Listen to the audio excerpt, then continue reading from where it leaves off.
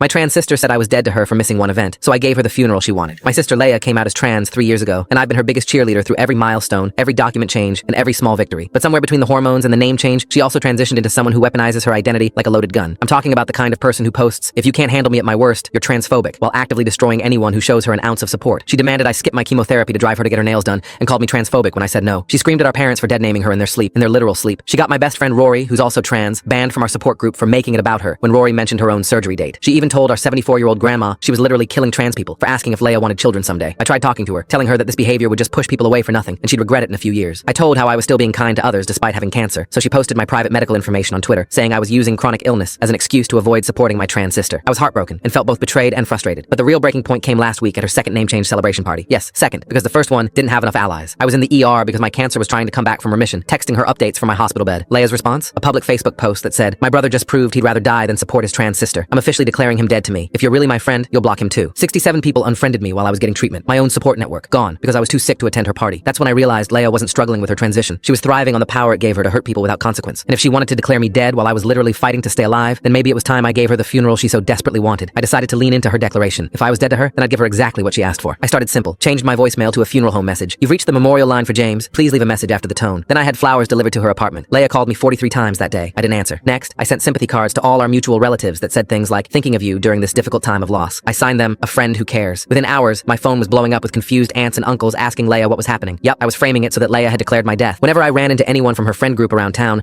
I'd mention casually that I was planning a celebration of life for myself. Since Leia declared me dead, I figured I should honor her wishes, I'd say with a sad smile. It's what she wanted. Word spread fast. People started asking Leia about the service. She tried explaining that I wasn't actually dead, but that made her look even worse. "So you lied about your brother dying?" they'd ask. "That's really messed up, Leia." The masterpiece came together when I scheduled my funeral for the same day as her third name change party. Oh yes, she'd planned a third one. I rented the community center across the street from her venue, put up a big sign, "Celebration of life for James, beloved brother." Even hired a friend to play somber piano music that could be heard from her party space. I invited everyone with a simple message. Leia declared me dead to her on social media last week. Since she's made her wishes clear, I'm honoring them with a proper goodbye. Light refreshments will be served. The turnout was incredible. Turns out I wasn't the only one Leia had burned. Many relatives, and even Rory showed up. My parents came too, confused but supportive. Meanwhile, Leia's third party only had 8 attendees. She could see the crowd at my event through the windows. Every time someone left her party to come to mine, she got more frantic. She tried crashing my funeral, screaming about transphobia and manipulation, but Rory stood up and spoke the truth. "The only person being transphobic here is you, Leia. You use our community as a weapon. You hurt trans people who don't serve your ego. You declared your brother dead while he was in the hospital with cancer. We're here to mourn the relationship you killed." Leia left in tears. No one attacked her identity. They just refused to let her use it as a shield for cruelty anymore. The best part? She couldn't complain about it online without admitting she declared me dead first. She couldn't play victim without explaining why her cancer-stricken brother was holding a funeral for himself. She'd trapped herself in her own narrative. These days, Leia tells people I'm dramatic and petty, but she stopped weaponizing her identity. She stopped declaring people dead when they couldn't serve her needs. And whenever she sees white lilies, she remembers the funeral she asked for and received.